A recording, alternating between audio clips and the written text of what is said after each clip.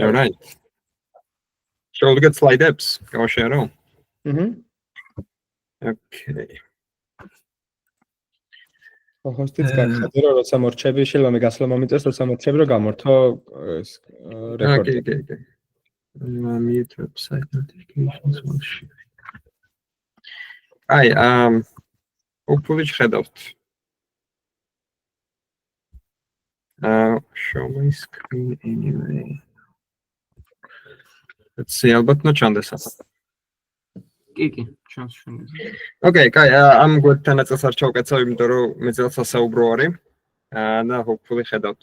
მას რა ქვია. მოკლედ. GPU-ს შესახებ.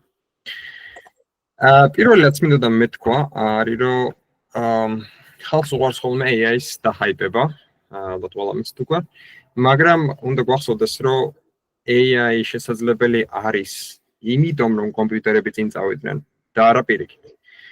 მაგალითად, ვიღაცა გიშს რო ეთქვა 90-იანებში ტრანსფორმერის არქიტექტურა, რომ უნდა გადავამრავლოთ სამი მატრიცა ერთმანეთზე, აქ სპეციფიური softmax ფუნქცია მოვდოთ და მე ბევრჯერ ვქნათ ეს მილიარდჯერ. ალბათ კონსოლზე დაწოვდნენ, ანუ კონსოლზე არ დაწოვდნენ, მაგრამ იგივე მიიჩნევდნენ, იმიტომ რომ მაგდენი პარამეტრი და მაგდენი რაღაცა ერთდროულად მთელ დედამიწაზე არ ხდებოდა, რაც ერთ GPU-ში ხდება ახლა. ამიტომაც ძალიან მნიშვნელოვანია, რომ ეს საწყისი საიდანაც დაიწყო ყველაფერი, ცოტა კარგად შევისწავლოთ. იმიტომ რომ დიდი შანსია, რომ აი ამ საწყისში იმალებოდეს რაღაცა, რაც ახალ რევოლუციას დაიწყებს. და მოდი დავიწყოთ საერთოდ რა არის CPU და GPU იქიდან. ეს ორი მსგავსი სახელის მქონე device-ი არის ძალიან განსხვავებული, მაგრამ თან რაღაცებს იზიარებენ. So, პირველ რიგში, ამის თქმა მინდოდა კომპიუტერები ქმნიან AI-ს და არა პირიქით. დრო რაც გადის და რაც უფრო და უფრო მაღალი სიხშირული და მაღალი წარმოდობის კომპიუტერები გვაქვს, მით უფრო და უფრო მეტი მოდელი იქმნება და თითოეული მოდელი უფრო და უფრო დიდი, არასდროს არ მივიდივართ ქვემოთ, მივიდივართ ზემოთ, უფრო data hungry. ერთი საინტერესო მაგალითი არის the bitter lesson, წარე გაკვეთილი, რომელიც აი ზუსტად ამ ტრენდზე საუბრობს, რომ გარდაუვალია, რაც უფრო მეტი კომპიუტერის ძალა გვექნება, რომ მეტმა კომპიუტერმა არაჯობოს ნაკლებ კომპიუტერის გამომყენებელ მოდელებს. უბრალოდ გარდაუვალია. ყველაფერზე არ ვცელდება, მაგრამ მაინც მაგარი არის. Კაი, ახლა just просто snapshot-ი რა არის სისტემა, როცა გვაქვს CPU და გვაქვს GPU. ეს მნიშვნელოვანი არის, რომ ორივე ნაწილს, ორივე კუბიკს აქვს ერთიგივე ფორმა. იმიტომ რომ ერთიგივე წელს გამოშვებული GPU და CPU ერთიგივე ტექნოლოგიით არის დაპრინტული. ერთი და იგივე სილიკონის ჩიპზე არის დაპრინტული და არის ერთი და იგივე განზომილებით, ნანომეტრებში შეძახიან ხოლმე პროცესს და ორივეში ერთნაირი ხრიკებია.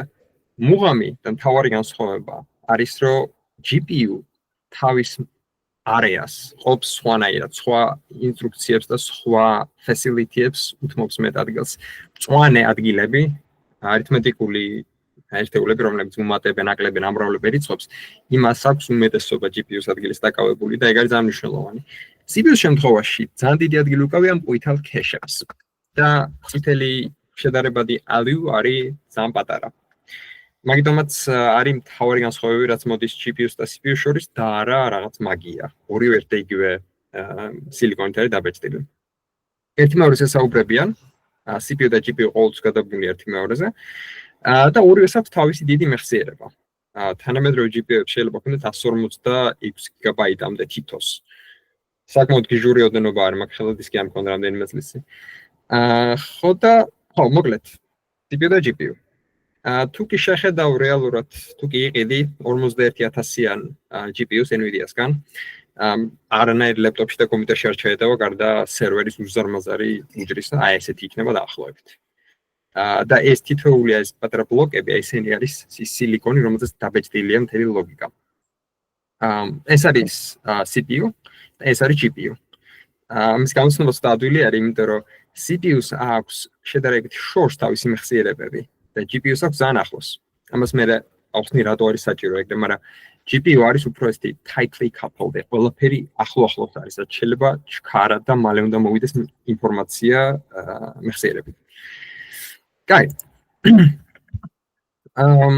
GPU-ები არიან ასჯერ უფრო ჩქარი, შეიძლება მეჯერაც გააჩნია მოდელს AI-ისთვის. არავითარ შემთხვევაში არ არის მოსალოდნელი, რომ CPU-ები რაღაც დროში დაეწევიან GPU-ებს, განსაკუთრებით წვრთნისთვის. მოსალოდნელი არ უნდა მოილის, რომ ეგ მოხდება. შეიძლება რაღაც მსგავსი გამოიგონონ, მაგრამ თანამედროვე ტრანსფორმერები იხდებიან GPU-ებისგან. So GPU საჭირო არის თუ გინდა რომ მართლა გამოიღოს ამან შედეგი. მაგრამ მოყვა ის არის, რომ რაღაცა პროგრამებისთვის შეგიძლია რომ GPU გამოიყენო შენი არა AI მიდგომებისთვის და ეგ არის მაგალითად Bitcoin-ის mining-ი ერთ-ერთი გამოგონება არ იყო, უფრო აღმოჩენა იყო. რომ ეგ შეიძლება და მე ხალხი გადაირია და აკეთებდა მაგას დაწოს GPU-ები მაგას. So now CPU და GPU რისი გაკეთება შეიძლება თითოეულზე. ნუ CPU-ზე შეიძლება ძალიან მნიშვნელოვანი პროგრამების გაშვება, როგორც არის მაგალითად Minecraft-ი, ან მაგალითად Windows-ი, ფაილურ სისტემად, ან თუნდაც Chrome-ი, თავად Minecraft-ის გაშვება შეიძლება ზედა არის მნიშვნელოვანის. GPU-ზე არ შეიძლება სხვათა შორის ეგეთები. GPU-ს მხოლოდ შეუძლია შეიწრედების გაკეთება. ანუ საქმეებს რაღაცა უზარმაზარი გამოთვლები ხდება შიგნით ტერაბაიტები და მთავრდება და უგზავნის უგზავნის CPU-ს. GPU-ს არ აქვს საშუალება არც სურვილი, რომ დაუკავშირდეს ინტერნეტს, ფაილურ სისტემას, ან გაუშვოს Minecraft-ი თავად. ყველაფერს ნახნა CPU. და GPU-ს აძლევს ბრძანებებს, რომ გამოითვალეს, გადაამრავლეს, GPU უბრუნებს, ყველაფერი მუშაობს. So, ეს არის basically loop-ი. გამომითვალე აგამრავლებული ფეზე, GPU ამას იზამს მილიზამებში და დაუბრუნებს შედეგს. So, once again, გავიმაროთ. არაფერი არ შეუძლია GPU-ს, შეუძლია მხოლოდ გამოთვლები. მაგრამ გამოთვლებში არის ძალიან მაგარი. ეს არის გარდაუვალი რაღაც, ადამიანებიც ესე ვართ, როცა რაღაცაში ჩადებ მთელ სიცოცხლეს, მთელ წლებს, ვიღაცა bodybuilder-ს არ შეუძლია მათემატიკა მაგალითად, ან მათემატიკოსს არ შეუძლია რომ აწიოს 300 კილოიანი bench-ზე. ასეთი არის GPU-ს შეუძლია რომ გაუშვას უამრავი ოდენობა კალკულაციები, მაგრამ არ შეუძლია არაფერი საინტერესო რაც CPU აკეთებს. CPU-ს არ შეუძლია ზატო ეს. ხო, ეს არის თუნდაც რის გამოც ვიყენებთ GPU-ს და რის გამოც CPU არ გამოდგება ამისთვის დიდი ალბათობით. ხო, ნუ მოდი ჩავიდეთ ცოტა დეტალებში რა. რატო არის ასე? რა მიშლის ხელს, რომ რავი მეტას ლამა 8 მილიარდ პარამეტრიანი გავუშვო ჩემს CPU-ზე, რატო ვერ იზამს ამას? დაჭირდება რეალურად 1 წელი ალბათ, რომ ერთ ეპოქაში გავიდეს, მაგრამ რატო? ყველაფერი ჩამოდის აი ასეთ გაგებამდე. ყველაფერი არის საბოლოოდ C-ზე, C რომელიც კომპილირდება ბინარულში და დაკომპილირებული ბინარული არის ინსტრუქციები. ჩაწერე ეს, მიუმატე ეს ამას, გამოვაკელი ეს, წადი წინ. ყველა პროგრამა, AI პროგრამა, სხვა პროგრამები, ყველაფერი არის ინსტრუქციების მიმდევრობა. ზოგი ინსტრუქცია არის გაცილებით უფრო ნელი, ვიდრე სხვა. ახლა მაგალითად, ეს არის main ფუნქცია, აქედან იწყება თუ C. არიცით? 3 ცალი array გვაქვს და აქ ვაკეთებ ძალიან მარტივ რამეს. 1000 ელემენტი არის თითოეულ array-ში, სამივეში. და ვაკეთებ შემდეგ რამეს 1-დან 0-დან 10-მდე გადავყვებით და C უდრის A iurs plus B iurs, ანუ ვუმატებ ყველაფერს ელემენტ by ელემენტ. რა არის აი ამ პროგრამის ყველაზე ნელი ნაწილი? და ცოტა რთული ისა დასანახია პირდაპირ, მაგრამ როცა მას გადააქცევ ასემბლერად, სიტუაცია ხდება ასეთი. ანუ ამას რო გადააქცევ ასემბლერად, დაახლოებით ეს რამეს დაინახავ.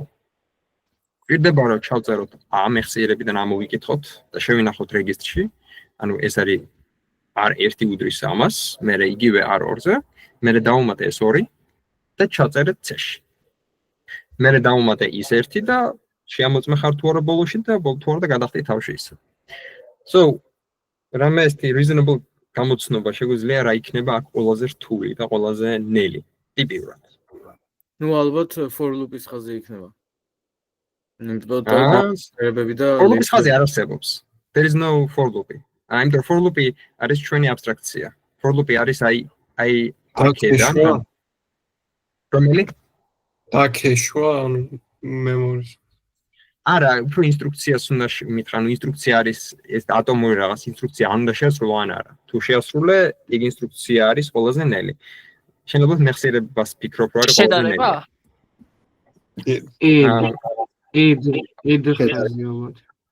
So, აბა ყველა მგონებაში დავიჭიროთ და მოვიფიქროთ რატო, მაგრამ რეალობა აქ იქნება, რომ ყველაზე ნელი და ეს არის ყველგან სწორი, არის აი ეს სამი ინსტრუქცია და ეს სამი ინსტრუქცია გვყავს.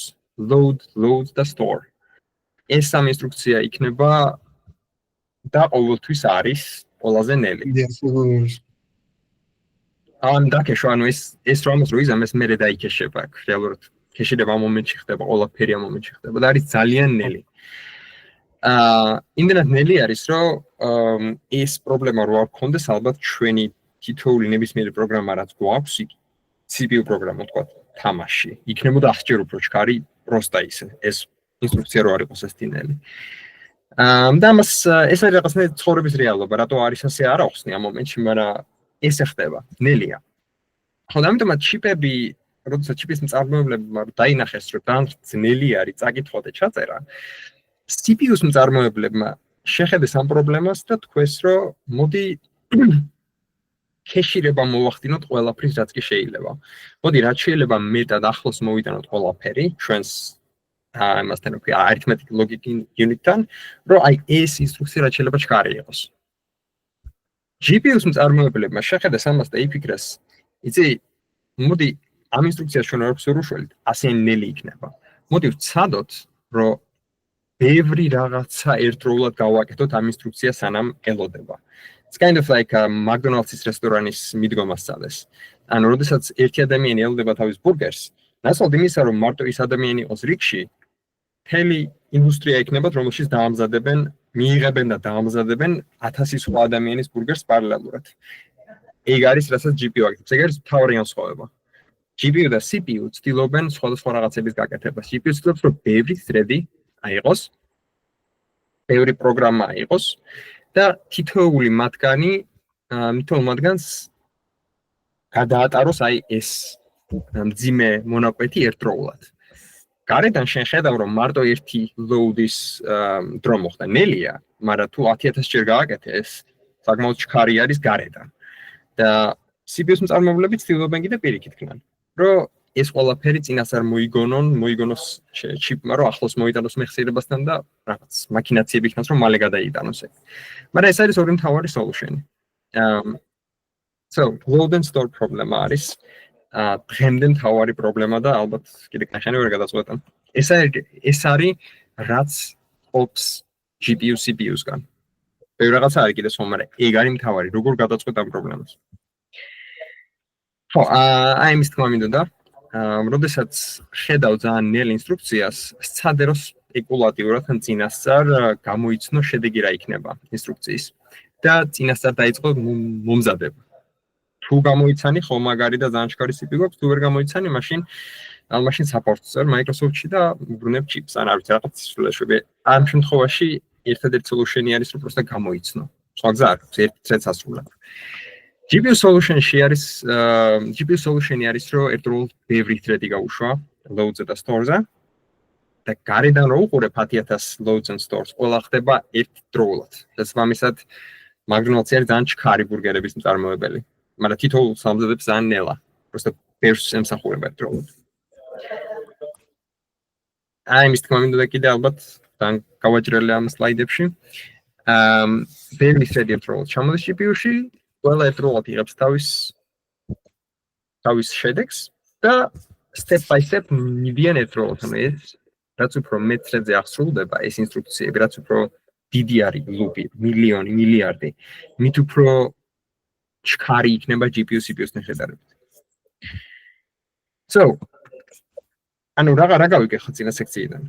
როდესაც ბევრი საქმეა გასაკეთებელი და როდესაც პარალელურია ეს საქმე, მაშინ GPU-ები მართლა ანათებენ, ძალიან მაგარია. ახლა კითხვა არის, როგორ უნდა შექმნა ეს პროგრამა, როგორ უნდა უთხრა GPU-ს რისი გაკეთება გინდა. დაახლოებით ასე გამოიყურება. აქ არ ვიცი ჩანს თუ არა ნორმალურად, მაგრამ ეს იყო კოდი, რომელიც წინაზე ვნახეთ. CPU-ს კოდი, просто ლუპით რო გადავაყოფოთ და ვუმატებდა. და ეს არის ეკვივალენტური GPU-ს კოდი. ცოტა უცნაური არის რაღაც, ანუ თავიდან ვიწყებთ აქ იწყება კოდი, ვაცხადებთ array-ებს. მე ეს array უნდა გადაიტანო GPU-ზე. აი უცნაური სინტაქსით უნდა უბრძანო GPU-ს გაშვება. უნდა უთხრა რომ vector add, აი ეს ფუნქცია, ერთი ძიმე n და გადასცე ყველაფერი. და მე დაელოდო რომ დამთავრდეს. ანუ ასინქრონული, უნდა უთხრა რომ მითხარი რომ დაამთავრებ რომ გადმომიგზავნო ინფორმაცია. და მე შეგნით რაც ხდება არის ასეთი loop საერთოდ ვერ ხედავთ აქ. loop-ი იგულისხმება რომ არის loop-ი არ ჩანს. So, რა ხდება რომ თითოეული ერთი ცალი thread-ი აღასრულებს ამ კოდს, ამ ბლოკს. ანუ ამ ბლოკში n ცალი thread-ი ერთდროულად იწყებს, ერთდროულად იღვიძებენ. თითოეული thread-ი ამოიკითხავს თავის იდენტობას აი ამ express-ით. ანუ თითოეულ thread-ს მართლა thread 0-ს ექნება ჩაედება შიგნით 1, ან 0 თავიდან, მე 1 მეორეს, მე 1 2 3 4 და ასე შემდეგ თითოეული მიიღებს ის, რომელიც არის განსხვავებული, ან პირველი მიიღებს 0 1 2 3 4 ასე შემდეგ. მე თითოეული შედარდება n-ს, ეს არის for loop-ის ლიმიტი ზედანაწილი, რომელსაც უწევს რომ გააკეთოს საქმე, შედის შიგნით და აკეთებს საქმეს. ანუ ეს არის კერნელი. ამას ვეძახით GPU-ს კერნელს. ეს არის ფუნქცია, რომელიც იგულისხმება, რომ არის შიდა ნაწილი for loop-ის. ანუ აი ეს და აი ეს არის ერთ და იგივე და იგულისხმება, რომ GPU ამას პარალელურად გაუშვებს. ნაცვლად იმის, რომ იტერაცია მოხდეს, ყველაფერი ერთდროულად ხდება. ეს არის კერნელი. მარტივი მაგალითი კერნელის. Usually კერნელის კოდები არის ხოლმე იმდენად წაუკითხავი, რომ და ძალიან მოკლე. ძალიან წაუკითხავი და ძალიან მოკლე და მე გიგვირს სათამაშოებს ეს ჩქარა, იმიტომ რომ ხალხმა მაგრადის სარდუ არის. ხო, აი ეს თქვაც მინდოდა. აი ეს კერნელი thread 0-ისთვის იქნება ასეთი, 1-ისთვის იქნება ასეთი და ასე შემდეგ. რთული დასაწერიერი, რთული გასაზრდებელი. So, ამ სლაიდებს ალბათ ოდესმე შეიძლება დაუბრუნდეთ. ჩემთვის რთულია ყოველ შემთხვევაში. ამაზე არის კითხვები? ანუ კერნელი არის ყველაზე ცენტრალური ნაწილი for loop-ის. უზარმაზარი for loop-ი თუ გაქვს 4-ჯერ, 5-ჯერ, 6-ჯერ ჩანასტილი, ყველაზე შუა ნაწილს ვეძახით ხოლმე კერნელს. მე მაგ კერნელს ავდგებით და გადავწერთ ამ CUDA-ს ფუნქციაში და მე გავუშვებთ სწორი პარამეტრებით, რომ ერთდროულად მოხდეს ყველაფერი. და ეგ არის მაგ დროს ხდება ხოლმე usually მაგ დროს არის ხოლმე ყველაზე ჩქარი და performant GPU. თუ არა კითხები გავაგზავნე. Okay.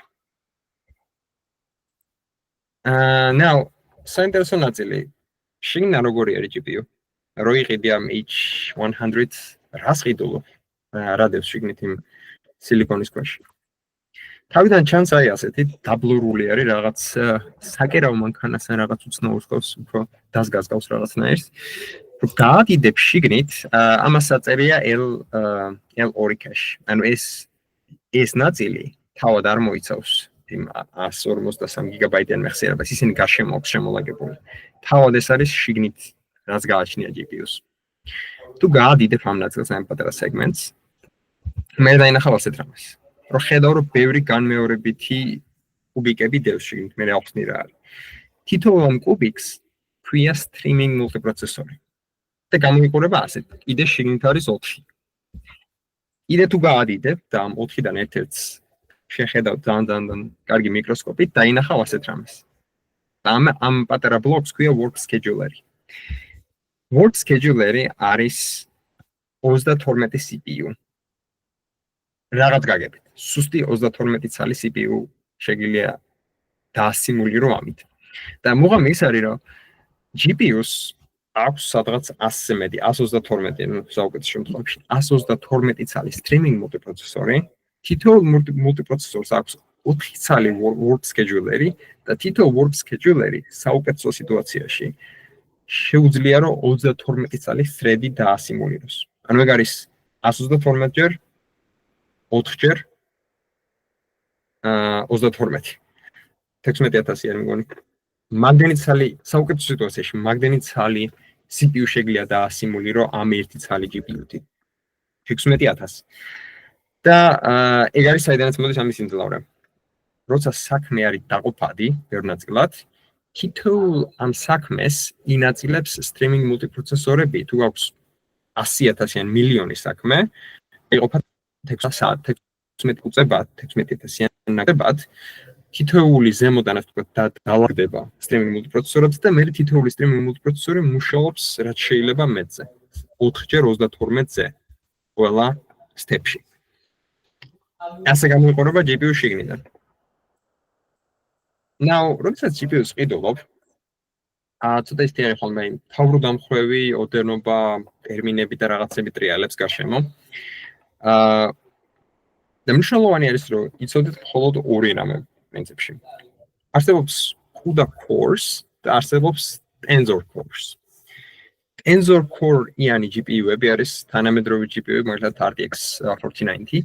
Tensor core მხოლოდ მუშაობს მატრიცების გადამრავლებაზე. ანუ თუ კი AI გინდათ რომ აკეთოთ GPU-ი, იმ GPU-ს ჯობია ქონდეს Tensor cores. რომელი generation-ი აქვს, დიდი მნიშვნელობა არ აქვს, მაგრამ Tensor cores მართლაც სulis AI inference და trainings. რაც შეეხება CUDA cores, ეგენი არის ცოტა ცუდად გამოგვენებული ტერმინი არის NVIDIA-სთვის. CUDA core-ები არის პროსტა რამდენი ცალი ციფრის მიმატება შეუძლია ერთდროულად. Tensor-ული არა, ჩვეულებრივი ციფრის მიმატება. Თქვათ, ამ შემთხვევაში თუ არის FP64 core თუ აქვს, არ ვიცი. ანუ FP64 CUDA cores თუ აქვს 1000, თქვათ, GPU-ს, ეგ ნიშნავს, რომ 1000 ცალი FP64 რიცხვის მიმატება შეუძლია ერთმანეთთან ყოველ time step-ში. იგივე ეხება FP32-ს და სხვა, თქვათ, Int32-ს. თითოეულ data tips აქვს თავისი პატრაის ქარხანა, რომელშიც შეიძლება რომ დამზადდეს და მიემატოს ერთი მეორეს და გამოვიდეს შედეგი. So, просто recap-ი, CUDA core-ები არის general გამოთვლებისთვის კარგი, თქვათ, სამეცნიერო FP64, Tensor core-ები მხოლოდ bfloat 16-ისთვის მუშაობს და მხოლოდ მატრიცების გადამრავლებისთვის. ეგ არის რაც არის GPU-ში, მაგაში ვიხდით უზარმაზარ ფულს. კიდე არის გაზიარებული shared memory და რაღაცები, მაგრამ მაგით თავს აღარ მოგაწმენთ, ეგ შედარებით მაგაზე გამოთვისაუბრო. ხო. ახლა ჩემი პერსონალური use case-ი. მე გავიგე GPU-s პროგრამირების შესახებ დავსპეცდი, როდესაც ერთი ტექნიკური პრობლემა დამიდო მეგობრმა წინ. პრობლემა იყო, რომ შედარება ეს ტიპი მუშაობს ბიოინფორმატიკაში, ბევრი ოდენობა ქიმიური ექსპერიმენტები ტარდება მაგათ ლაბორატორიაში და ქიმიური ექსპერიმენტს რო ჩაატარებ, მე ის ექსპერიმენტი გაძლევს ეგრე რაღაცნაირად სახის hash-ს. Hash-ი არის, ანუ გამოიყურება რაღაც რიცხვების მიმდევრობასავით. შეიძლება ქონდეს 64 ცალი ციფრი, 64 ცალი რიცხვი. 64 ცალი რიცხვი გაქვს, მაგრამ თითოეული ექსპერიმენტიდან ამოვიდეს შეიძლება 100,000 ამოგივიდეს ასეთი. ბაზაში დევს შეიძლება სადღაც 10 მილიონი. და ამ ტიპს უნდა რომ ყველა ეს 100,000 ექსპერიმენტული შედეგი შეედარებინა ყველა 10 მილიონისთვის. ანუ უზარმაზარი მატრიცა, სადაც არის 10 მილიონი ერთ მხარეზე და მეორე მხარეზე არის 100,000. და ჩვენ უნდა ვიპოვოთ ამ ჰეშებიდან 10 მილიონ ჰეში, ყველაზე მეტად რომელს ერგება ჩვენი ჰეში. რომ ეგ თუ გეცოდინება, მე გამოიცნობ, რომ შენს ექსპერიმენტში თურმე ასპირინი ან თქო კოფეინი გიპოვია. ეგ ძალიან მნიშვნელოვანი არის, იმიტომ რომ მე ამბობ, რომ ამ მიქსტურაში, ამ ექსპერიმენტში ჩვენ აღმოვაჩინეთ, რომ ჩვენ სახლის სცენარეს ქონია კოფეინი შიგნით. მაგარი რისერჩი იქნება, მაგრამ ამის ჩატარება შეიძლება კვირები. AWS-ზე იქირავებ კლასტერს და დაგჭირდება დიდი ოდენობა და ვერ გახვალ მაინც ბოლოში ალბათ. ხო. როგორ დავფიქსებ ახლა ეს, როგორ ჩემ შემთხვევაში რა აღმოჩნდა. კახის განმავლობაში ცდილობდი რომ CPU-ს პარალელიზმით დამეწერა ეს პროგრამა. ბევრ კორზე გადავწერე C++-ში ჰაშირების შედარების ალგორითმი, მაგრამ ბევრი არაფერი ეშველა. და მე აღმოაჩინე რომ თურმე შეგიძლია აი ასეთი layout-ით GPU-ზე შეადარო. ანუ ჰაშირების შედარების ალგორითმი საკმაოდ მარტივი არის. Просто უნდა აიღო ორივე ჰეში თითოეული შეადარო მეორე ნაწილს, ჰეშის თითოეული ბიტი შეადარო მეორე ნაწილს და მე საუკეთესო ფიტი რაც არის, ის საუკეთესო ფიტი არის ის ერთი შენი რიცხვი. ეს რიცხვი თუ არის 100%-თან ახლოს, ძალიან მაგარი ფიტი არის. თუ 0-თან, მაშინ უნდა გადააგდო. და layout-ი რითიც GPU-ში ჩაიტია და GPU-ს მოერგა იყო დაახლოებით აი ასეთი. ანუ აი ეს რატო არ ჩანს რომ გავადიდო. აი ეს ამ შემთხვევაში ვანახებთ სამცალ ბაზის ჰეშს და ამ შემთხვევაში ვაჩვენებთ ორცალ ექსპერიმენტალურ ჰეშს. და რა ხდება იმ ალგორითმში, რომელმაც აი ეს speed-up-ი აჩვენა, იყო რომ ასე ვაელაინებთ ორივე ცალ ჰეშის stacks და მე თითოეული ცალი კუდა thread-ი, ერთი ცალი thread-ი ამუშავებს გადაკვეთას ერთ ცალ ბაზისა და ერთ ცალ ჩვენს ექსპერიმენტალურ შედეგს შორის. ანუ ერთი ცალი thread-ი გვაძლევს ერთ ცალ შედეგს. მოყვა ის არის რომ GPU-ს მანამდე როგორც თქვით, ერთდროულად შეუძლია 16000 thread-ი დაასიმულიროს ყოველ ჯერზე. ადათან რამდენიმე მეგაჰერციანი არის, ანუ შქარა მოძრაობს ეს ყველაფერი. შედეგი ის არის რომ ეს არის CPU იმპლემენტაცია და ეს ლოგარითმული გრაფია, მაგრამ აი ეს არის ჩვენი იმპლემენტაცია, ჩემი იმპლემენტაცია. ანუ H100-ზე ეს ჰეშირების ძებნის ალგორითმი არის 2000 ჩვენ 1700 ვიპოვეთ, სადაც 1700 ჯერ უფრო ჩქარი არის. მაგარი აღმოჩენა არის, იმიტომ რომ ამით შეგიძლია რომ რეალურად რაღაცები იპოვო ბაზაში. თან არნაირი აპროქსიმაცია ხდება. ზუსტად ეს ალგორითმი არის, რასაც ითხოვენ. აპროქსიმაციებიც არსებობს, ჩქარია, მაგრამ ეს არის custom და სრულიად accurate.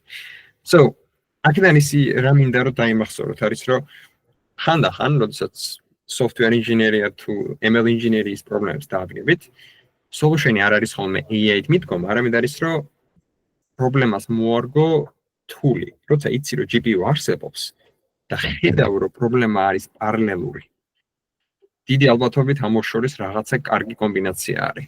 Просто CUDA C++-ზე უნდა სწავლო გადაწერა, AI დაგეხმარება ალბათ მაგაში. შეიძლება რომ რაღაცა research worthy, თქვათ, ნაშრომის დონის გამოვიდეს, იმიტომ რომ ეს იქაურ ხალხს გამოადგა. So, GPU-ები და პარალელიზმი კარგად მუშაობს ერთად. Now, ახლა მივიდივართ ბოლო და საინტერესო ტოპიკამდე, რომელიც არის რა არის kernel fusion-ი და მერე რა არის flash attention. რანაირად მუშაობს ეს ორი. ეს ყველაფერი უკავშირდება, რასაც რატო უნდა ვიფიქროთ ამაზე, ეს ყველაფერი უკავშირდება load და store პრობლემას. კიდე ეჯერეთ კიდე რა.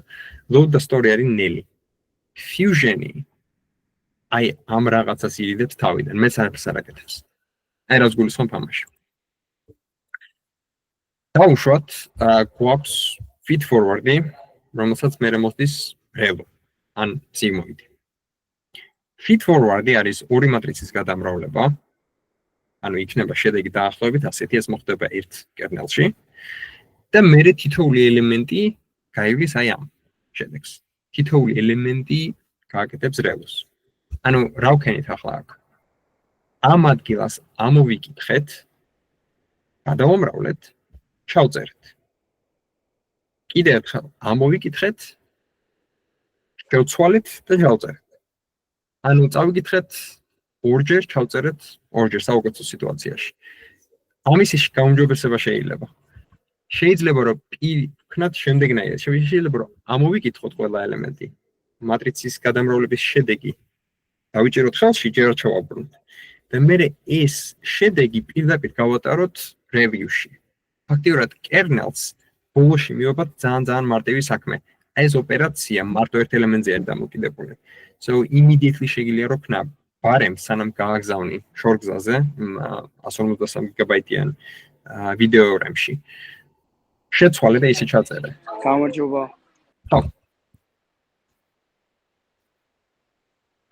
Აი, anyway, გავაგზავნთ. მოკლედ ეგ არის kernel fusion-ი. Kernel fusion-ი არის პიცაზე ტოპინგი თუ მოგწონს, ბარემ უთხარი შევს, რომ დაადოს ეს პეპერონი. არ გააგზავნო ხელახლა შინ დამზადებული პიცა და რომ ხელახლა დაგიდოს პეპერონი და უკან გადმოიგზავნოს. ეგ არის kernel fusion. და მაგას მივყავართ შედარებით უფრო საინტერესო ნაწილამდე, რომელსაც გვია flash attention. Flash attention-ი არის ოდნავი განზოგადება მაგისი. Attention-ის ფორმულა ალბათ რა ვიცი, I hope გახსოვთ. AC გამრავლდეს ან query უნდა გამრავლდეს key-ზე, მერე softmax-ი მაგაზე და მერე ეს ყველაფერი გამრავლდეს value-ზე. ამისი გაუმჯობესება შეიძლება, იმიტომ რომ როდესაც როდესაც ამრავლებ ანუ სამ ნაბიჯი ვქნათ რეალურად. უნდა გადავამრავლოთ Q და K, ჩავწეროთ. ამოვიკითხოთ კიდევ ერთხელ, დავადოთ softmax-ი, ისევ ჩავწეროთ. ამოვიკითხოთ ბოლოჯერ, გადავამრავლოთ value-ზე და ჩავწეროთ. ანუ რას ვაკეთებთ? ვაკეთებთ ორ ამოკითხვას, ერთ ჩაწერვას, მერე ამოკითხვას ჩაწერვას, ორ ამოკითხვას, ერთ ჩაწერვას. შეიძლება რომ აი ეს შევამციროთ, შეიძლება რომ ნაკლებჯერ ამოვიკითხოთ და ნაკლებჯერ ჩავწეროთ, იმიტომ რომ ეგ არის ყველაზე ნელი ნაწილი, როგორც წინაზე თქვი, load-ი და store-ებია. როგორც ჩანს კი, შეიძლება რომ ქნათ უგიჭკვიანურად დაყოფ შენს computations. და დაახლოებით ასე გამოიყურება, ეს არის straight from the research paper-დან. დაახლოებით ასე გამოიყურება და აი ეს არის მთავარი ნაწილი. და ახლა როგორ უნდა წაიკითხოთ, ეს არის რომ აი ეს შუა დაშტრიხული ადგილი არის attention matrica. ეს არის თითოეული value, როგორ რამდენად ახდენს attentions თავის ყველა მეზობელზე. ეს matrica რეალურად არ იქმნება, როცა flash attentions ითვლი. Attention matrica არ იქმნება. Attention matrica არის просто implicitly დაგულისხმები. არავინ არ წერს ამას. რეალურად რაც ხდება, არის რომ იღებენ queries და keys, პატარა თაილებს. ეს არის kind of like temporary ცვლადებად იღებენ ამორს. ამისგან გამოიწვიან მაქსიმუმს, ეს პატარა სტატისტიკა არის საჭირო softmax-ისთვის. შეურევენ ამოკითხულ values და შედეგს პირდაპირ ჩაწერენ მაშინ ქვია HBM-ში, ამ მთავარ მეხსიერებაში. და ეს ხდება ყველასთვის, ანუ თავიდან SN-ი არის, ეს ორი სელექტირდება, მერე ეს სელექტირდება მთლიანად და ეს წერს შედეგს HBM-ში თითოეულ ადგილას. 1-2 ცალი ოპერაციის ნაკლები რო წავიკითხეთ, მაგიტომაც ჩვენი time to solution, ასე ვთქვათ, speed up-ი შეიძლება იყოს აი ამდენჯერ უფრო ჩქარი. Which is kind of incredible. Просто იმიტომ რომ ვიცით როგორ არის დაწყობილი GPU შიგნიდან, ამისი დანახვა შეიძლება და არის ძალიან მაგარი ნაშრომი არის ეს. მე ახლა მაგით რო ყოფილიყავ ეს რომ AI ბუმი რო ყოფილიყო წლების წინ, ალბათ მექნებოდა ამაზე რაღაც იდეა. თავიდან შეგებოს. მაგრამ როცა იგი როგორ მუშაობს, თავარი tradition-ი ეს, მე შეგიძლია რომ ეს რაღაცები დაინახო. მოკლედ აი ეს იყო პრინციპში და ეს არის მოკლედ მაგალითი რომ როდესაც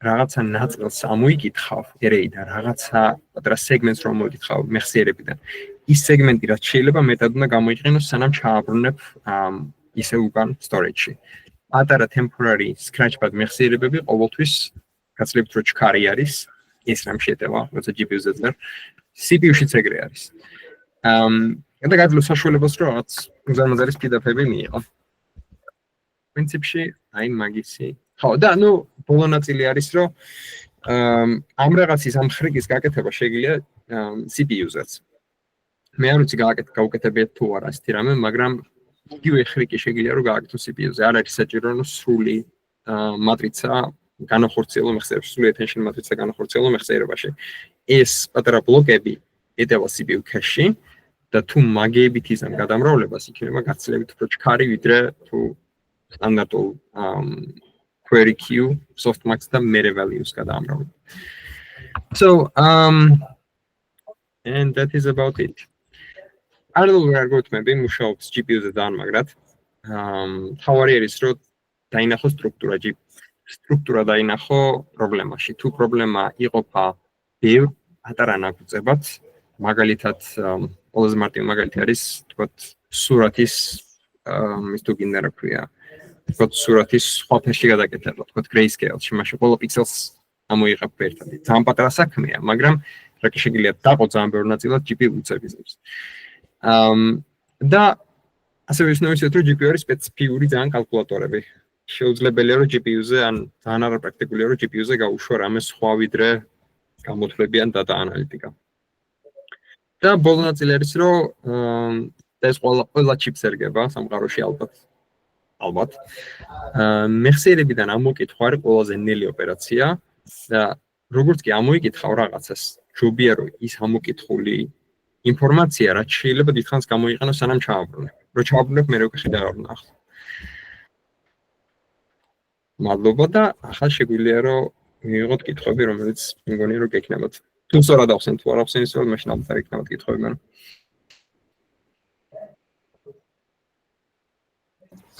მე ვარ კითხვა. ოკეი, გამოშვ.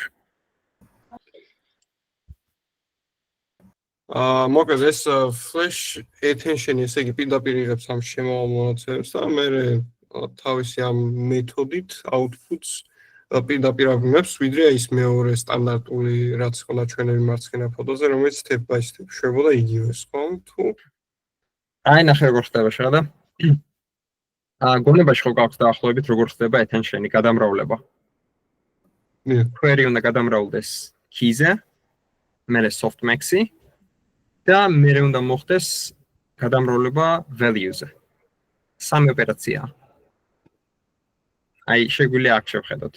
ანუ სამი ოპერაციისგან შედგება. attention-ი არის სამი ოპერაცია მარტო. არის თავიდან მატრიცების გადამრავლება, მერე ამ შედეგზე, intermediate შედეგზე softmax-ი, მერე intermediate შედეგის გადამრავლება value-ზე და intermediate-ს მე ვაგდებთ. არ გვჭირდება. ეგ არის softmax. როდესაც flash attention-ს ვაიმპლემენტებთ, აი ამ სამ წელ step-ში ვხედავთ რაღაცა სტრუქტურას. ეს სტრუქტურა არის, რომ queries და queues რო გადაამრავლებ, ეს გადამრავლებული ბლოკი ჭირდება ბევრ ცალ values. ან ამ შემთხვევაში დაინახეს პირიქით, ანუ ვთქვათ keys, ერთცალ keys და ერთცალ values ჭირდება ყველა query. ანუ keys და values ერთხელ ამოიკითხავენ და მე ყველა possible queries-თან, რომელსაც შეიძლება დაჭირებოდა, გაატარებენ ასე. ყველას ანახებენ, სანამ გადააგდებენ. ანუ ეს არის დაინახო თითოეული value რამდენ ადგილას გჭირდება და ყველგან გამოიყენო, სანამ გადააგდებ. ეგ არის რაც საკეთებს flash attention-ი. ამ სტრუქტურას რაღაც ხანი ჭირდება ყურება, აი ასე უნდა წაიგითხო, ჯერ ეს არის outer loop-ი და მერე ეს. ანუ blocks ამოიღებს value-დან ამ or's მერე ამოქმედებს queues-დან და მერე ამ ნამოქმედებს ჩაწერს უკვე იმაში ქვია HBM-ში უკან. მაგრამ აქ ასევე პატარა ტრიკი არის softmax-ის ფუნქციასთან softmax აქვს თვისება, რომელიც საშუალებას გაძლევს, რომ დაყო ნაწილება. softmax-ი გახსოვს ექსპონენციალი ამ მნიშვნელობის გაყოფილი ჯამი ყველა ექსპონენციალისა. ეგ არის რთული გასაკეთებელი და ეგ აღმოჩინეს, რომ შეგიძლია რომ მოიფიქროს, რომ შეგიძლია დაყო. გავიცი კითხოს პასუხი? დიახ, დიდი მადლობა. აი რომ მე პირადად გულახდილობთ ვიტყვი, მე სანამ კოდს არ ჩავხედო, მე პირადად არ მესმის. ალბათ მაინც რა ხსენი ბოლომდე. მაგიტომაც საჭირო არის, რომ კოდს ჩახედო, როცა მოიცლი. თავიდან ვერ გაიგებ, მაგრამ უნდა სცადო. მაგარი აღმოჩენა არის, სამი რაღაცა ხდება და რაღაცების ხელახლა გამოყენება შეიძლება გადაგდების გარეშე და იქნეს მარტო. დაინახეს, რომ ეს პატარა რიცხვები ყველაფერში გჭირდება, ხელში ეჭირათ მთელი კალკულაციის დროს და ყველაფერს ხელს შეადარეს. მე გადააგდეს. მე სხვაზე გადავიდნენ, მე ყველას შეადარეს. სტატისტიკა ადამიანი როგორც იზამდა. თუ კი დასპეცებული ხარ. რაღაც გაკეთებაში. მე მაქვს ორი კითხვა თორნიკე, პირველ რიგში მადლობა. პირველი არის რომ ცოტა რომ მოგვიყვე აი compute მოდელი როგორც არის thread-ები, ბლოკები და grid-ი ცოტათი რაც ინტუიცია აუხსნა ბავშვებს და მეორე იქნება აი ვთქვათ ბავშვებმა მოინდომეს რომ მარტივი მატმულის დაწერა მოუნდეთ კუდაზე რაც რა ვარიანტია პირდაპირ Python-ში შეუძლიათ დაწერა, C-ში შეუძლიათ დაწერა, C++-ში ტრიტონიც ხო არსებობს, მაგრამ ხა ტრიტონს ძალიან არ შევეხოთ, მაგრამ დაახლოებით რომ რესურსები და ხო რესურსები რომ მოგწე რომ აი ბავშვებმა რომ მოინდომონ სწავლა და კოდის დაწერა მე პირადად ვისწავლე ახლა. ხო. მოდი მივუყვეთ მაგას. აი მე რა გზა გავიარე, ახლა რა გზას გავდივარ. აი CBOM-ის აი ეს. ეს არის პრინციპში დაიცდევრი წამი შავთო რომელიც აქ გადმომიგდო ეს. Okay, ახლა უნდა ხედავთ ეს. So, ეს არის Simon Boemi, კაცი, რომელიც მუშაობს ახლა Anthropic-ში, performance teams-ზე. So, Anthropic-ი არის AI კომპანია, რომელიც ემსახურება ძალიან ბევრ customer-ს როლად და of course უზარმაზარი მოდელები აქვს და თითოეული performance boost-ი ამათთვის არის მოგებული რამდენიმე მილიონი. ძალიან მნიშვნელოვანია რომ ყველაფერი ამოიღონ თავიანთი hardware-დან რაც შეუძლიათ. ეს არის workflow-ი, რომელსაც მე მივყვებოდი პირადად და მე მგონი ილუსტრაციებიც ყველაზე მეტად გასაგები აქ არის. როდესაც CUDA-ს kernel-ს წერ, CUDA თავად ქვემოთ რა შვება არის. მე რო CPU განახეთ თავიდან და რო თქვი რომ ეს არის assembler-ი და assembler-ი შვება ამას და ეგ არის სადაც ველოდებით ძალიან დიდხანს და ეს არის ნელი და ეს არის ჩქარი. CUDA-ს შემთხვევაში ეგ მარტო ნაწილობრივ ვიცით. CUDA კომპილირდება EDX-ში, რომელიც მე კიდე ერთხელ just in time გადაითარგმნება SAS-ში. streaming multiprocessor assembler-ში. და ეგ ყველაფერი ქვემოთ რაც ქვემოთ შედღემთხვევით რომ ნაკლებად იცი. თავიდან იწყება ამით. ეს არის ყველაზე მარტივი ნაწილი. როდესაც kernel-ს უშვებ, kernel-ის გასაშვები პარამეტრები გეძლევა. გაქვს კონტროლი რამდენი ცალი thread-ი გინდა გაუშვა. და რამდენი ცალი ბლოკი გჭირდება. ბლოკი და thread-ი არსებობს. So, ბლოკში თავიდან არის grid-ი. Grid-ში არის ბლოკები და ბლოკში არის thread-ები. Grid-ი როცა დაიწყება, ნიშნავს რომ ყველა thread-ი დაიწყებს მუშაობას შიგნით. რო დამთავრდება grid-ი, ეგ ნიშნავს რომ kernel-ი მორჩა. მაგდროს უკვე ბრუნდებით. ყველაფერი უნდა ჩაწერილი ქონდეს გლობალურ მეხსიერებაში, დამთავრებულია საქმე. Grid-ში არის ბლოკი. ბლოკი იზიარებს ერთ ცალ streaming multiprocessors. ბევრი ცალი ბლოკი გვაქვს, თქვა შეიძლება ქონდეს 1000, 2000, 3000 ბლოკი. და ბლოკ შეიძლება ბევრი thread-ი ქონდეს. მაგრამ როდესაც ბლოკში thread-ები არის, იმ thread-ები ასიანი იციან, რომ ერთი მეორესთან ახლოს არიან. ყველა ერგება ერთი და იგივე streaming multiprocessor-ზე. So ერთი მეორესთან შეუძლიათ საუბარი. ეგ არის პირველი სამი იერარქია. როდესაც მატრიცებს ამრავლებ, ბევრნაირი ვარიანტი არსებობს, როგორ გინდა აი ამ სამი რიცხვის გადანაწილება ერთი მეორეზე. ყველაზე მარტივი არის აი ასეთი სახის გადანაწილება. თქვათ ვამრავლებთ ორ მატრიცას, M-ი და N-ი არის. შუაში არის K, of course, ნდრო. M-ი K, M-ი K, მერე K, N-ი და M-N-ს იღებ output-ში. აი, ასე უნდა გადასცე grid-ის dimension-ი და ასე უნდა გადასცე ბლოკის dimension-ი. ეს ორი ერთდროულად გვეუბნება რამდენი ცალი thread-ი გაუშვით. მაგურის ნამრავლი. რას ვაკეთებ? ეს არის ყველაზე მარტივი გზა, როგორ გადაამრავლო ორი ცალი მატრიცა ერთმანეთზე და არის უკიდურესად არაოპტიმალური. So, თავიდან რას ვაკეთებ? არის რომ ვიგებთ სადვართ thread-ისთვის. ანუ ვიგებთ რომ თქვათ მაგალითად თუ აქვს აი მაგალითად თავიდან ვიგებთ რომ ჭირდება რომ გამოვითვალოთ აი ეს პატარა ბლოკი ან კიდე პლუს ქვედა ბლოკი ამისი გაგება შეიძლება აი ამ ორი რიცხვის მიმატებით რომელიც არის ბლოკი გაქვს რა არის ბლოკის განზომილება და რა არის შენი პოზიცია ამ ბლოკში იგივე ხდება მეორე განზომილებაში და გაქვს ეს ორი რიცხვი ახლა ეს ორი რიცხვი შეგიძლია რომ პირდაპირ დამეპო output array-ში ჩასაწერ ადგილას. და ანუ ეს არის სტანდარტული ალფა ბეტა ეს ეგეს გამოსადეგი არის, მაგრამ მნიშვნელობა არ აქვს ამ შემთხვევაში. აგეთებს სტანდარტულ მატრიცების ორი მატრიცის გადამრავლებას. X-ი და Y-ი იქნებოდა გარედან ორი ცალი for loop-ი რო კონდეს იმის ინდექსები და შუაში აგეთებ პროსტა ამ K აკუმულაციას. ანუ აგეთებ აი ამ გადახტომას.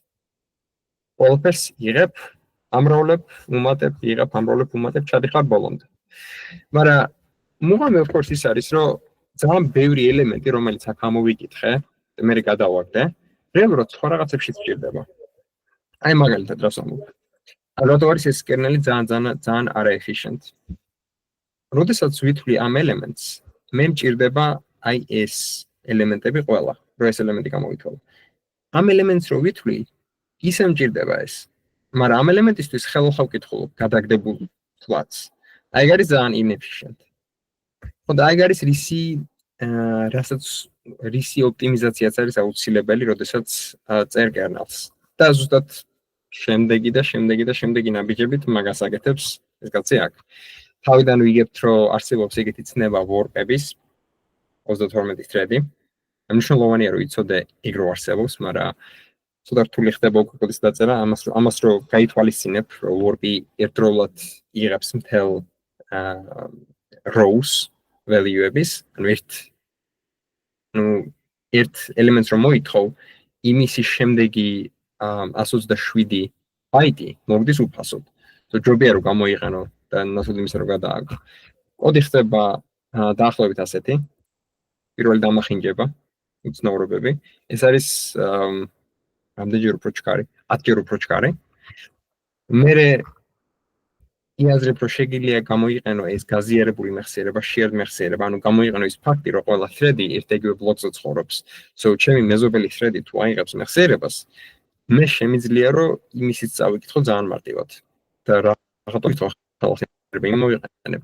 მაგასაც თუ იზამ, კოდი ემსგავსება მე ამას. კიდევ უფრო მახინჯერე, მაგრამ ორჯერ სამჯერ უფრო ჩქარი არის თუ არ ვცდები. 50% უფრო ჩქარი არის. და მე ამატებ კიდე ექსტრა ნაწილებს. მე აღმოაჩენ რომ იცი, თუ კი მე ასეთ დიდ shared memory-ებს ვიყენებ, თუ კი ამ ხელა, ანუ ამების ამოკითხვა მჭირდება და ასევე მჭირდება shared memory-ში ჩაწერა, მე აღარ მყოფნის shared memory, იმიტომ რომ streaming multiprocessor-ში აღარ ეტევა საკმარისი ოდენობა ბლოკი, რომ მთლიანად რაც კი მაქვს ყველაფერი რომ გამოვიყენო. მაგის გააზრება გაძლევს იმის საშუალებას, რომ ერთ threads გააკეთებინონ ცოტა მეტი საქმე. თითოეულ tile-ში. და მე კოდი ემსგავსება, ეს არის კიდე აიგეს გარშემო კიდე ბევრი line-ია. აქედან მე ავდივართ კიდე შემდეგ ნაწილამდე. არითმეტიკული ინტენსივობა შეგიძლია გაუმჯობესო, თუ კი გადამრავლებებს გააკეთებ უფრო ჭკვიანურად, შეგიძლია რომ რაღაცები გამოტოვო და მაინც სწორი პასუხი გექნება.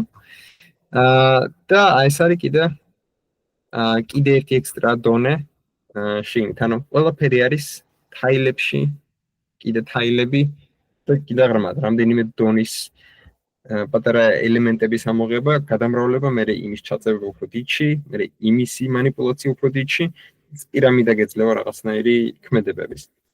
და მაგით არის ასევე რატო არსებობს Triton-ი საერთოდ. Triton-ი არის tile language-ი. Triton-მა იცის, რომ tile-ის ამოღება არის ყველაზე ჩქარი და შენ როგორც კი tile-ს ამოიღებ, ანუ ეთქვი როგორ ამოიღოს tile, მე აკეთებს იქ super optimal tile-ის манипуляციებს. შენ просто ეუბნები სად უნდა დაადოს, თქვა დიდები. და საბოლოოდ მივიდივართ აი ასეთ რაღაცამდე. ამისი ახლა შანსი არ არის შეეტევა საათებში. და ხო, აი პრინციპში აქამდე მე აღარ მოვსულა უკვე. მე თუნდაც ამას ვარჩევ. აი ეს არის კუდას კოდი. დოკუმენტაცია არ ეწერება ზედ შანსი არა გაიგო რას აკეთებს. პრინციპში გამორიცხულიც არის კიდეც აი რომ აი ესეთი რაღაცები don't really make sense სანამ არ დაიკითხავ დოკუმენტაციას. I hope რაღაცნაირად ისევით გასვლასავით იყო მაინც development-ში. ეს არ არის სრულად ოპტიმალური, მე შეგვიძლია ჩახვიდე C++-ის დონიდან ცოტა უფრო ქვემოთ. PDX-ზე და მე შეგვიძლია SAS-ზე ჩახვიდე საერთოდ super optimალური რაღაცა გჭირდება, მაგრამ Tropic-ში ბევრი არ მუშაობს. რა მეკითხები ხომ არ გქონდა? ხო, assembler-ი. SAS-ი არის streaming multiprocessor-ის assembler-ი. Streaming multiprocessor არის პატარა multi-core CPU pretty much. Mag multi-core CPU-ს შეუძლია ინსტრუქციების გააზრება და ქმედებების გაკეთება. ინსტრუქციები ყოველთვის უნდა იყოს ბინარულში, ანუ assembler-ში. აი ეგ მაგას ქვია SAS-ი. და ერთი საინტერესო ნაწილი ამ CUDA C++-ი, PTX-ი, SAS-ი. სამი stage აქვს. ყველაზე საინტერესო ნაწილი და მე პირადად ზუსტად არ ვიცი რატო ხდება ეგრე. CUDA C++-ი შენი ხელით კომპილირდება PTX-ში და PTX-ი just in time კომპილირდება SAS-ში. So შენ არ აკომპილირებ, შეგიძლია რომ არ დააკომპილირო PTX-ი SAS-ში. შენი GPU იზამს ამას. GPU-ს შეუძლია რომ გადათარგმნოს immediately თავის ენაზე შენი PTX-ი. მაგითო არის რომ პირველი kernel-ის გაშვება შეიძლება იყოს ნელი უფრო. თუ არ არის დაკეშილი შენი ბინარული ფაილი. და მე მგონია რომ ერთი ყველაზე მნიშვნელოვანი ნაწილი მაგის არის რომ PTX-ი არის რეალურად backward compatible. აი ეგ არის მე მგონია ძალიან დიდი გენიალური decision-ი რაც ქონდა NVIDIA-ს გაკეთებული. შენ თუ გააკეთე PTX-ი რომელიღაცა ძველი კოდიდან ეს PTX-ი იმუშავებს დღევანდელ GPU-ზეც. მარტო ერთხელ უნდა დაწერო kernel-ი და ახალ GPU-ებზე რო გადაიტანა ამ kernel-ს ასიანი იმუშავებს და იქნება გასაგები რომ ჩქარი. 30 წლის წინ დაწერილი kernel-ი დღემდე იმუშავებს და იქნება რავი ამ 30 წელი თუ იმუშავა kernel-მა GPU-ზე ალბათ მილიონები გააკეთე, მილიონები დაზოგა. ალბათ ეგ არის მთავარი მიზეზი. მაგრამ ეგეთი იერარქია არის სამნაწილიანი.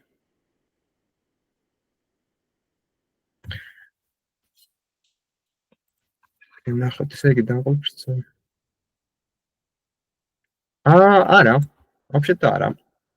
თუკი გააქვთ NVIDIA-ს GPU, ჯობია რომ გააკეთოთ NVIDIA-ს GPU-ში immediately. Virtual მანქანაზე შეგიძლია გააკეთო, თუ გაქვს საკმარისი მეხსიერება, თითოეული NVIDIA-ს Docker image არის 13-დან 16 გიგაბაიტამდე თავისი კომპილატორით, რომელიც PTX-ს ამზადებს შენი კოდიდან. მე პირადად ვიყენებ ხოლმე პირდაპირ კონდატი ვაინსტალირებ ხოლმე CUDA toolkit devs, რომელიც მაძლევს NVCC-ს. NVCC-ს შეგიძლია უკვე ყველაფერს გაკეთება. ამიტომაც პრინციპში ვირტუალური მანქანით მე არ მგონია რომ ვიყენებდა. მე მგონია სხვა პროექტებში გამომიყენებია და და ბოლო ერთი ნაწილი რაც მე მგონი არის ძალიან საინტერესო რომ ისეთი ფეხი გაიდგათ GPU-ს გააზრებაში, ანუ ამას დავუდგავ. და არის ასევე Sasha Rush's GPU puzzle-ები. მე მგონია რომ ეგ არის ერთ-ერთი ყველაზე მაგით ვისწავლე ყოველ შემთხვევაში მე. ისმენ თემიკო. Naive kernel-ის example-ზე ერთი კითხვა მქონდა, ანუ მოკლედ global memory access-ის patterns რო ვცვლით, ანუ კი ეფექტურობა კი იზრდება, მაგრამ აი მაგალითად memory bank conflict-ი ან compute bottleneck-ი ან ასეთი არ ხდება? Naive-ს როცა აკეთებ, naive kernels. მოდი გავიაზროთ, აი naive kernel-ი ალბათ ყველაზე approachable და ადვილი მაგ სიტუაციისთვის. ხო. როდესაც naive kernel-ს იყენებ, shared memory საერთოდ არ არის გამოყენებული. აქ არაფერს არ აქვს ეს shared attribute-ა. რაც ნიშნავს, რომ ქეშირება და ყველაფერი არის CUDA-ს device-ის მიერ დამენეჯებული. ანუ, როდესაც შენ არ აცხადებ shared memories, shared memory გამოიყენება სხვა მიზნებისთვის. Bank conflict-ები და რაღაცები, ეს ყველაფერი დამენეჯდება, როცა დააკომპილირებ ამას. ნაწილობრივ კომპილატორით, ნაწილობრივ hardware-ით. შენ როგორც კი გამოაცხადებ shared მეხსიერებას, თქვათ მოითხოვე აქ 100 ბაიტი. ის shared მეხსიერება არის უკვე შენი responsibility, რომ გამოიყენოს სწორად. hardware-ი გაძლევს რაღაცის უფლებებს, რაღაც უფლებებს არ გაძლევს. მაგალითად, hardware-ი არ გაძლევს საშუალებას, რომ წაიკითხო ერთ-იგივე thread-ით, ერთ-იგივე ორი ერთ-იგივე ან ჩაწერო ერთ-იგივე ადგილას ორი thread-ით, როცა shared memory-ს იყენებ. პირველ რიგში სულელი არის, ეგ არ უნდა ქნა, იმიტომ რომ არის რომელი გადააწერს თავზე და მეორე bank conflict-ი გეძლევა. ეს არის просто აბსტრაქცია, ანუ თუ იცი როგორ გამოიყენო ეს გეძლევა საშუალება. ამ შემთხვევაში არაფერი მსგავსი არის, bank conflict-ი აქ არ იქნება. ახლა მეორე სიტუაციას შევხედოთ. აი რას ვაკეთებთ. ამ შემთხვევაში x-ი არის, რაც იცვლება warp-ის ინდექსის მხრივ. ანუ warp-ის ინდექსი არის snake-ივით გაკეთებული, ორგანზომილებიანი. ანუ x-ი არის x+1 არის შემდეგი ჩემი მეზობელი thread-ი. So, როდესაც პირველი 32 ცალი x, 0x, 1x, 2x, 0-ით რო წავიკითხავ, 1, 2, 3, 4, მეხსიერება შედენს წავიკითხე, ავტომატურად მეძლევა. So, აი არის ერთი საინტერესო რაღაცა, რაც არ უნდა ქნა. აი ამ შემთხვევაში მე მოვითხოვ 0 გამრავლებული გაზე. ჩემი შემდეგი thread-ი რას მოითხოვს? 0 გამრავლებული გაზე, 0 გამრავლებული 2 გაზე, ანუ 0-კა, 1-კა, 2-კა, ანუ კათი ხტება. მე რო ამოვიტანე მთელი 128 ბიტი აქედან. ვაფშე არავინ არ იყენებს. მე ამოვიტანე ეს, ჩემო მეზობელმა მოითხოვა კიდე სხვა, იმის მეზობელმა კიდე სხვა, ყველა ამოვიღეთ რაღაცა. არავინ არ ვიყენებთ, თქვათ, leftover-ებს. So, ძალიან არ ეფექტური არის. ამ შემთხვევაში რაც ხდება არის, ამას არ ვიცი რა შეიძლება დაარქვა. hit rate cache-ის იქნება აქ basically 0. cache რაც ამოვიტანე, არავინ იყენებს. მაგის შესწორება არის პირველი ნაბიჯი და 10 უფრო ჩქარი ხდება მაგითი immediately. Sasha Rashis tutorial რომელიც ახლავე შეგიძლიათ გააკეთოთ პრინციპში GPU-ს გარეშე. Tensor puzzles. Tensor-ს არა თუმცა.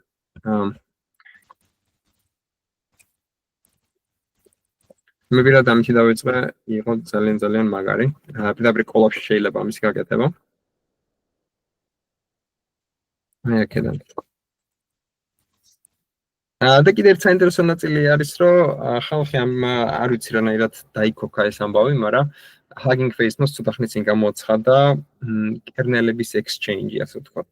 Marketplace-ივით არის, ანუ უფრო რაღაც model hub-ივით, რომელშიც შეგვიძლია დაწერო კერნელი, რომელიც GPU-ზე არის და GPU-ზე რა კეში დაიფუძა თქვა მოდელი შეგვიძლია რომ random კოდს ასრულებდეს, რავი, საგიშალოს რაღაცა, კერნელის შემთხვევაში უფრო შეზღუდული არის.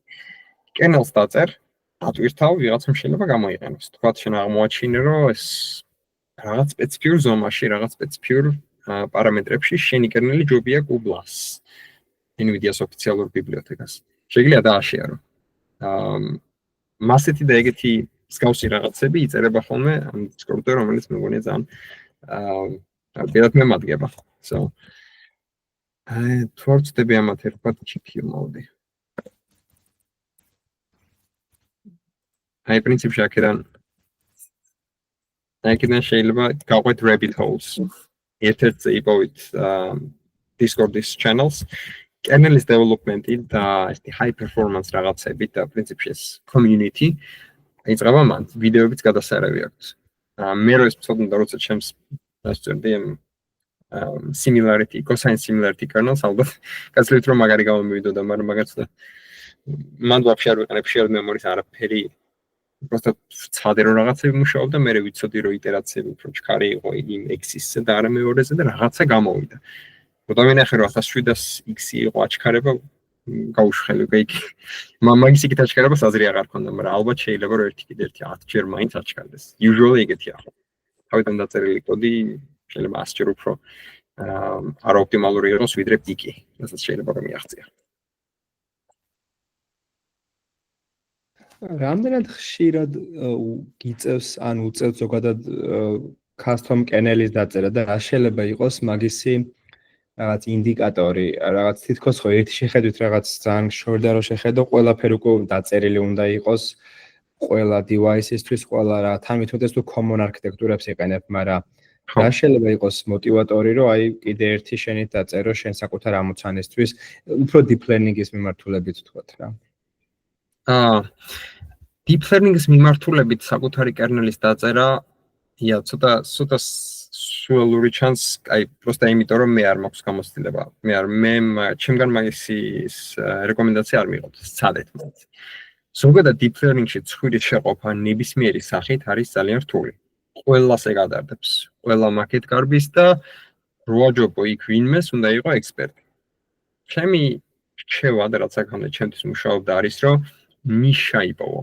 მაგალითად, deep learning-ი როგორც ასეთი ვერაჯობებ, მანდ ვერავის დიდი ალბათობით, სცადე რომ deep learning-ი რაღაცას ან რაღაცნაირი GPU აპლიკაცია ნიშა სამეცნიერო ან კომერციული გამოყენებისთვის. ერთი just of my head example იქნებოდა მე ვიცი რომ მაგალითად როდის ხალხი ცავს ცდილობს ხოლმე რომ ჩამოიწეს ყველაფერი რაც შეიძლება ბევრი ტაბი გახსნას მე შეადაროს ერთი მეორეს foundation მოდელი ამისთვის თქვათ ან რაღაცნაირი აგრეგატორი მოდელი რომელიც მოძებნინდა ამ რაღაცებს შენთვის ეგეთ რაღაც არ არსებობს აი მაგნიშაში AI აპლიკაცია ან კერნელი რომელიც მთელ ამ რეპოზიტორიას crunch-ავს რაღაცნაირად რაღაცა ინფორმაციას იღებს მაგედან აი ეგ შეიძლება იყოს viable ალბათ რა ვიცი თითოეული ესეთი agency რომელიც სახლებს ამენეჯებს ან ეძებს ყიდულობს ან ყიდის ჩადებდა მასეთ tool-ში რომელიც დროს დაუზოგავს არ ვიცი რა ათასებს ალბათ იმიტომ რომ ხალხის დრო ბევრი ხარჯება მაგაში usually მაგაზე არავინ დარდობს იმიტომ რომ ყველა LLM-ებზე არის გადაკიდებული ამიტომ შეიძლება რომ მანდ რაღაცა იპოვო სადაც ინტერესი არის თან ცოტა აი ეს ადგილში უნდა სწადო და ახლა რაც შეეხება custom kernel-ის როდი შეიძლება რომ რაღაცა მენტალურად იცი ამას შეიძლება custom kernel-ი მოუხდეს როდესაც ხედავ რომ რაღაც არის ძალიან ნელი და რო შეხედავ და შიგნით აქვს სტრუქტურა პარალელური აი მაგას თუ ხედავ მაგას რომ ნელი არის და პარალელური სტრუქტურა აქვს აი მან შეგიძლია რომ იფიქრო custom kernel-ზე deep learning or not მნიშვნელობა არ აქვს deep learning-ს ეხება თუ არა ეგ რაღაცა თუ ძალიან ნელი არის და არის პარალელიზებადი აი მან დიდია შანსი რომ შენმა kernel-მა ვიღაცის ცხოვრება გაუმჯობესოს ჩემი თქოთ exposure-ი კუდასთან და GPU-ს პროგრამირებასთან იყო პრინციპში ეგ მითხრას რომ ეს რაღაც ძალიან ნელა მუშაობს პარალელური არის რაღაცებნის მე აღმოჩინო GPU-თ შეიძლება ამის დაფიქსო სხვა რაღაცებს გავაკეთე მე მას teams გავუსი სტრუქტურის მქონე so ნიშა და ისეთი ადგილი სადაც ბევრი ინტერესი არა მან შეიძლება რომ გამოგწინდეს ასე ვთქვათ ამის ცოდნა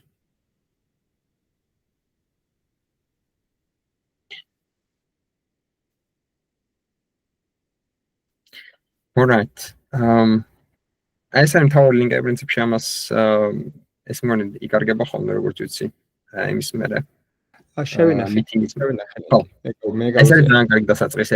აი community არის GPU mode-ი, ხის რო ვიდეოებს უყურო და ასევე ციგნია რომელსაც მიყვებიან და ციგნსაც თუ აი ეს არის თუ შეგიძლია რომ გავყვე მაგ დეტალებს რაღაცებს ხის რო მაგასაც გადახედო.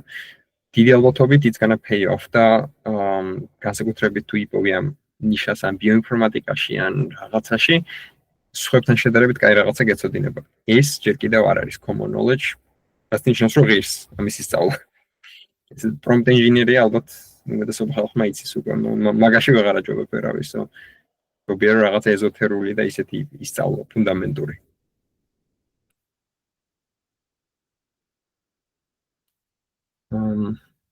პრინციპში ეგ იყო. რამე კითხვები დაგჭათ აქედან აი ისეთი არ ვიცი. pretty sure ძალიან ისეთი იყო ცოტა haphazard იყო ეს პრეზენტაცია. ჩემს სამაგისტრო თეზისს ვარ გადაკიდებული ისო ჯერჯერობით დამთავრებია, მაგრამ hopefully ახსენი ის თქმა მინდა და